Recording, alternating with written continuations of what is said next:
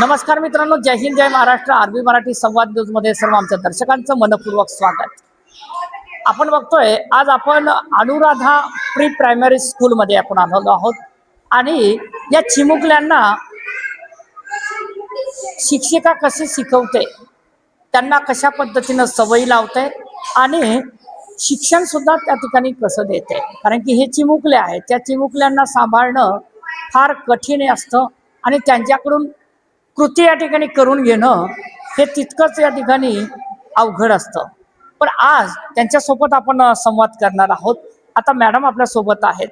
Primary जी school आहे ती कशी या ठिकाणी चालू आहे, कशा पद्धतीने या ठिकाणी विद्यार्थ्यांना या ठिकाणी तुम्ही या चिमुकल्यांना शिकवतायत, कृतीच्या माध्यमातून काय शिक्षण देत आहेत हे त्यांना विचारूया. हार्दिक स्वागत. सुस्वागत मॅडम. आजचा हा जो प्री प्रायमरी स्कूलमध्ये आपण आलेलो आहोत आणि याच्याबद्दलची माहिती आमच्या दर्शकांना काय सांगणार? सर्वप्रथम मी आपलं अनुराधा प्री प्रायमरी स्कूलच्या वतीने आपलं इथे स्वागत करते आहे. खरं म्हणजे अनुराधा प्री प्रायमरी स्कूल याची जी काही शिक्षण पद्धती आहे ती कृतीयुक्त शिक्षण पद्धती आहे आणि प्रत्येक गोष्ट आम्ही कृतीमधनं मुलांना करून दाखवण्याचा प्रयत्न करतो, त्यांच्याकडनं करून घेतो. मग ती कुठलीही गोष्ट असेल. जसं की आज आपण इथे बघतो आहे की आम्ही रेन डे सेलिब्रेट करतो आहे. तर हा सेलिब्रेट करण्यामागे एक उद्देश असाही आहे की आपण सर्वजण पावसाची काही दिवसापासून आतुरतेने वाट बघतो आहे आणि बळीराजा आपल्यावर अजून प्रसन्न झालेला नाही. तर या चिमुकल्यांच्या माध्यमातून आम्ही त्याला प्रसन्न करण्यासाठी आज इथे अशा पद्धतीने सगळ्या याचं आयोजन केलेलं आहे. त्याचसोबतच या मुलांनी सर्व इथे सुंदर अशा कलरफुल छत्र्या आणलेल्या आहेत. तर त्याच्यामधून त्यांना विविध रंगांचं पण ज्ञान होत आहे आणि शिवाय ह्या ज्या काही छत्र्या उघडण्या बंद करणं याच्यामध्ये पण त्यांना एक प्रकारची कृती कशी करायची आहे हे पण इथे शिकवलं जात आहे आणि ते मुलं अतिशय आनंदाने करत आहेत. शिवाय बटन्स लावणे, रेनकोटचे बटन्स लावणं, ह्या सगळ्या गोष्टी त्या इथे चांगल्या पद्धतीने करतायत आणि ह्या अशा खेळीमेळीच्या वातावरणामध्येच मुलांकडनं शिक्षण करून घेणं ही आमची पद्धती राहिलेली आहे आणि ते यापुढेही अशाच पद्धतीने आम्ही मुलांना कृतीयुक्त शिक्षण देण्यासाठी नेहमीच पालकांना आणि शिक्षकांना प्रवृत्त करत असतो आणि पालक आणि आमचे शिक्षक सुद्धा या गोष्टीसाठी आम्हाला नेहमी सहकार्य करत असेल. तर मी पालकांना सुद्धा इथे त्यांचंही अभिनंदन करते की त्यांनी अशा पद्धतीने इथे मुलांना छान सुंदर कलरफुल ड्रेसमध्ये आणि छत्र्यांच्या इथे पाठवलेलं आहे.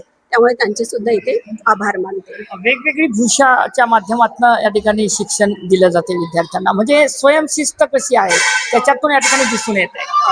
तर इथे आपण बघतोय की हा तर रेंडे झालाच आहे. याच्या शिवाय पण आपण जे काही आपले सांस्कृतिक कार्यक्रम असतात किंवा आता पुढे येऊ घालणारी आषाढी एकादशी आहे तर त्यामध्ये पण मुलांना एक आम्ही शिक्षण देत असतो की कृती जसं की वारकरी संप्रदाय आहे तर त्यांचा कशी वेशभूषा असेल, त्यांचे ते टाळ मृदंग काय वाजतायत ते सुद्धा आम्ही मुलांना दाखवत असतो. पालखीचं इथे आयोजन केलेलं असतं.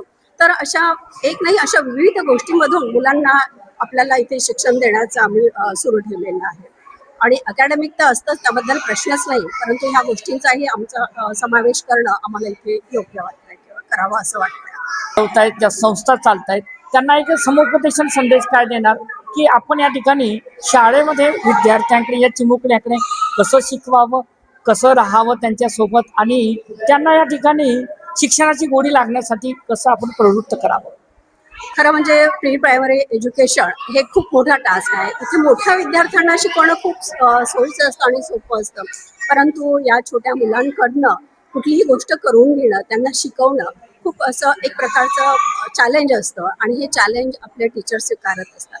कारण ह्या टीचर्स शिकवत असताना त्यांच्यामध्ये संयम खूप आवश्यक आहे. कारण मुलं विविध घरून आलेले असतात. कुठल्या मुलगा कशा पद्धतीने असेल किंवा त्यांची मागणी काय असते किंवा त्याला कुठल्याच गोष्टीची समज नसते आणि त्याला समजावून घेऊन त्याच्याकडनं ती कृती करून घेणं ती खूप म्हणजे महत्त्वाचं असतं आणि अशा वेळेला टीचर्स प्री प्रायमरी टीचर्सचा खूप मोठा सहभाग याच्यामध्ये असतो. तर खरंच या प्री प्रायमरी टीचर्सचं आपण अभिनंदन केलं पाहिजे की ते एवढ्या छोट्या जो काही मातीचाच गोळा असतो त्याला घडवण्याचं जे काही काम करतायत ते खरोखरच कौतुकास्पद आहे. आता या ठिकाणी ही जी संस्था या ठिकाणी उभी राहिलेली आहे, त्यांना शिकवण्याचा, त्यांचं एक मनोबल वाढवण्याचं जी संधी या संस्थेने तुम्हाला दिलेली आहे त्या संस्थेबद्दल दोन शब्द काय सांगा? सर्वप्रथम मी आदरणीय तात्यासाहेबजी बोंद्रे यांना माझं विनम्र अभिवादन की आज त्यांच्याच संकल्पनेतून ह्या मोठ्या संस्था इथे उभारल्या गेल्या आहेत आणि त्यांचं जे काही स्वप्न होतं की आपल्या परिसरामधल्या ज्या काही गरजू विद्यार्थी किंवा मध्यमवर्गीय विद्यार्थी आहे ते प्रत्येकाला इथे चांगल्या प्रकारचं शिक्षण घेता यावं आणि त्यासाठीच म्हणून त्यांनी ह्या संस्थेची उभारणी इथे केलेली होती. आज मला या संस्थेमध्ये काम करण्यामध्ये माझे जवळपास 20 वर्ष मी इथे काम करते आहे आणि मी अतिशय आनंद आणि डिव्होशनने इथे काम करते आहे. मला कुठल्याही प्रकारचं म्हणजे काम करताना मला असं वाटतं की मी माझ्या घरातलं एखादं काम करते आहे का, अशी माझी म्हणजे भावना इथे काम करताना असते.